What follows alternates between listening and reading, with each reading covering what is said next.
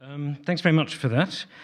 Yes, the book which I'm going to be sort of taking some notes from today is the next one I've written, which is on the subject, Cardinal Wolsey. And just a heads up that, as you've heard, the anniversary of this great meeting, this important diplomatic exchange between England and France, happened 500 years ago next year. So there's going to be a big exhibition at Hampton Court Palace. They're going to try and build a replica of one of the tents that was built outside Calais for this field of cloth of gold. And that's the sort of thing that I look at, is the relationship between politics, between power, between architecture, art, and all kinds of communication.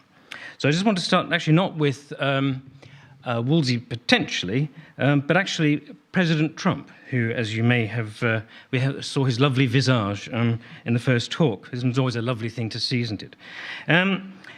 His state visit to Britain a week ago, as you may recall, formally commenced with a state banquet at Buckingham Palace a week ago tonight.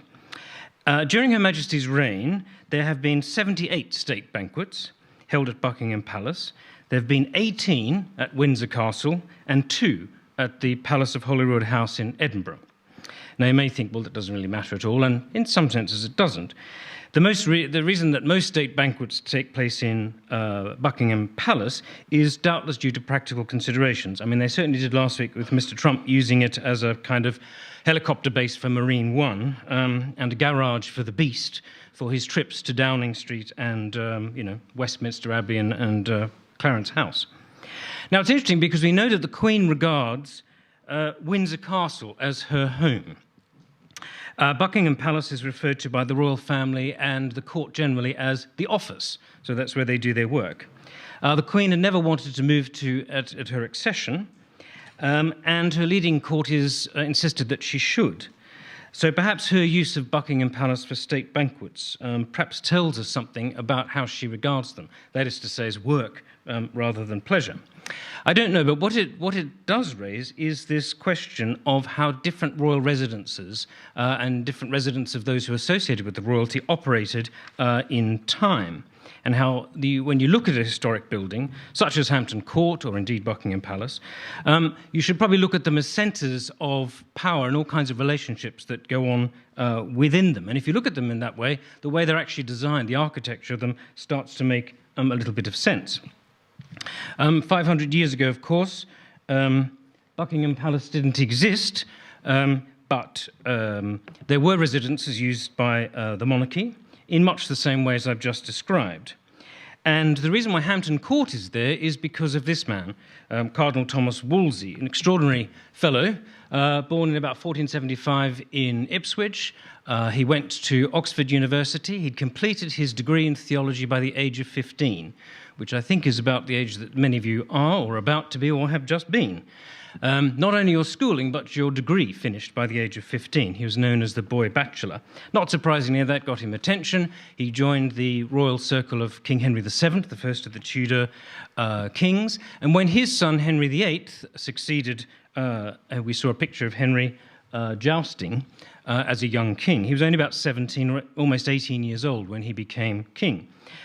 His council tried to keep him very strictly under wraps and doing what he was told as a young man, but it's Wolsey who really, we talked about appreciation and gratitude. Henry was very grateful to find Wolsey because Wolsey changed that completely around and was so competent that whatever the king wanted, he got. And he was made successively the Archbishop of York, he was made Cardinal, then he was made the Lord Chancellor of England within a space of about 3 years, between 1514 and 1517. And by 1514, that's the state opening of Parliament in about 1523. And you can probably see, if I can get my blipper, there's Cardinal Wolsey under his hat, and there's a deliberately outsized king, not because he's bigger than everybody, although he was, not that much bigger, but just to show his importance. And there's the House of Commons coming to listen to him. So this relationship between Henry and Francis was incredibly close. Henry and Wolsey was incredibly close and was very effective. And you can say that England was in effect run by a two-man team for about 20 years. Everybody focuses on Henry, but Wolsey really helped to run the kingdom for him. And one of the issues that came up very quickly was where they were in relationship to each other, given their different roles. The king has to be kind of everywhere, but he also has to live somewhere. He lived in Greenwich. You can see the palaces all along the river there, from Weybridge down to Greenwich. The king's palace was at Greenwich, which is a long way from here. Wolsey decided that he wanted to build, that the way they communicated with each other was by, not Cadillac, but by royal barge, such as this one. This is actually the Queen's, the current royal barge. But there's Greenwich, so that's where the king is. His right-hand man, Wolsey, is at the other end of the river, and they communicate between them. That means they can do very different things with their different palaces. Henry lives there in his residence, so a lot of the courtiers are there. But a lot of Henry's courtiers and councillors actually work with Wolsey, not at Greenwich, but at York Place.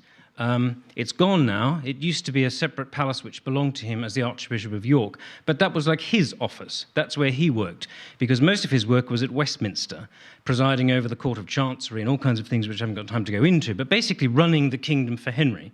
So in order to communicate, he'd go down the river on a Saturday or a Sunday to visit Henry, brief him.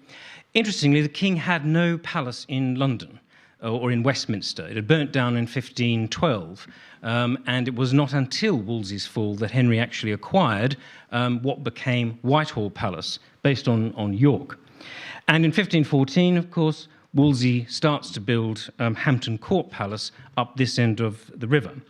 And he does that because he wants a place that's outside from London, a sort of weekender, but it's also a place that is good for expansion. It was quite small when he acquired it, and he built, those of you who know, has anyone been to Hampton Court? Does anyone know Hampton Court? The base court, the big main court that you come into, is basically a kind of hotel for all the people that would come to be with him, because he was such an important connection between the nobility, the gentry, the sort of important political people, and the king. And so along the river, we are now used to going in through the gateway from the road, but actually you would have come by the river most of the time.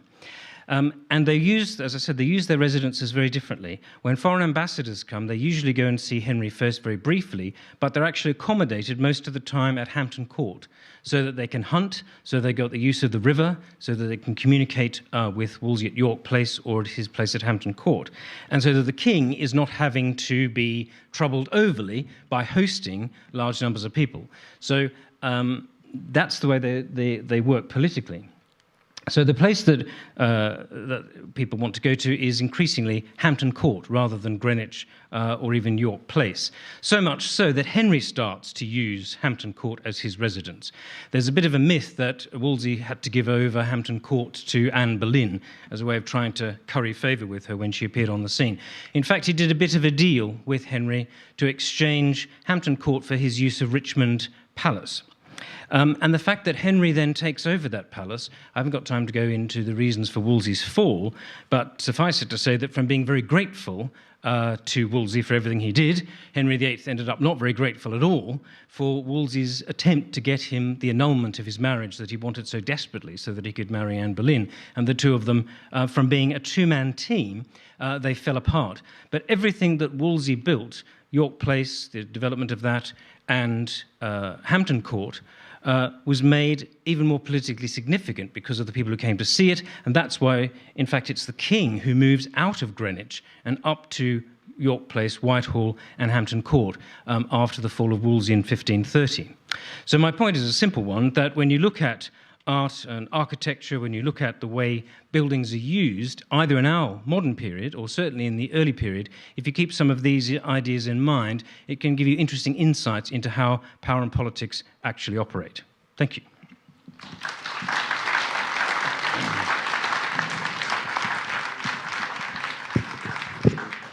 Thank you very much, Professor Graham Richardson. We're now going to move on to the fourth of our 5 speakers, which are going to be, it's going to be a double header from Nina Samota and Dr. Carol Murphy.